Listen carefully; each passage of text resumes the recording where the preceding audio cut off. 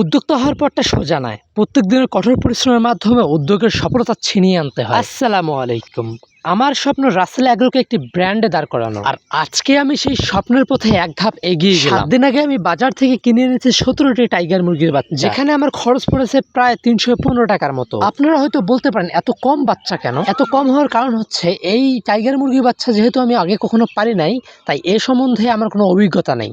তাই আমি এই সম্বন্ধে অভিজ্ঞতা নেওয়ার জন্য এত কম টাইগার মুরগির বাচ্চা দিয়েই শুরু করেছি আমার প্রকল্প। এই অল্প টাইগার মুরগির বাচ্চা লালন পালন করার মাধ্যমে আমি টাইগার মুরগি পালনের একটি অভিজ্ঞতা অর্জন করতে পারবো, যা পরবর্তীতে আমার বড় পরিসরে টাইগার মুরগির বাচ্চার পালন করতে কাজে লাগবে ইনশাআল্লাহ। আমার মতে প্রত্যেক নতুন উদ্যোক্তাদের প্রথমেই অল্প বাচ্চা কিংবা অল্প মুরগির বাচ্চা দিয়ে শুরু করা উচিত। এতে তাদের অভিজ্ঞতা বাড়বে এবং লস কম হবে, এবং লস হলেও সেটা পুষিয়ে নিতে পারবে, কারণ অল্প বাচ্চা দিয়ে যেহেতু শুরু করেছে। আমি ইউটিউবে একজনকে দেখে অনুপ্রেরণা পেয়েছি এই কৃষিকাজের প্রতি।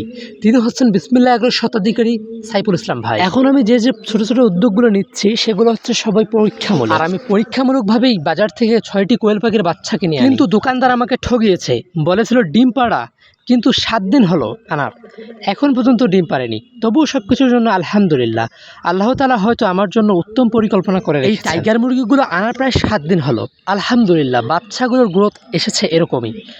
সবাই মাশাআল্লাহ বলে যাবেন। 1 থেকে 7 দিনের মধ্যে একটা ভ্যাকসিন দিতে হয়, সেটা হচ্ছে রানীক্ষেত ভ্যাকসিন।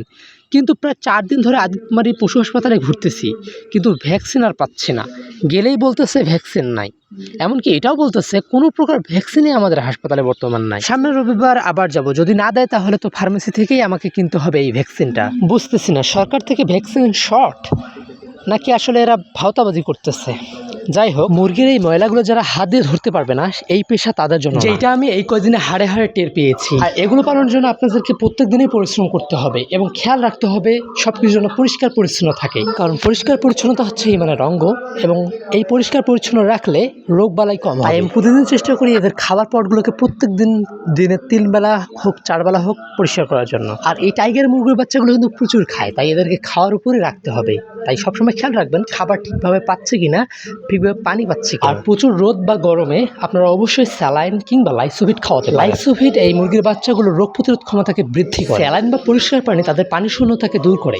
খাবার দিতে দিতে লক্ষ্য করি একটা মুরগির বাচ্চা অসুস্থ হয়ে গেছে, তাই তাকে আলাদা করে লাইটের ব্যবস্থা করে দিই। আর মুরগির বাচ্চাটি ভিজে একাকার হয়ে গেছে, কারণ আমি পানি বেশি দিয়ে ফেলেছিলাম, যার কারণে সে পানিতে পড়ে গিয়েছে। আপনারা এই বিষয়গুলো সবসময় খেয়াল রাখবেন, বেশি পানি দিবেন না, আবার কম পানিও দিবেন না। এই কাজগুলো শেষ করে আমি কলেজের দিকে রওনা দিই।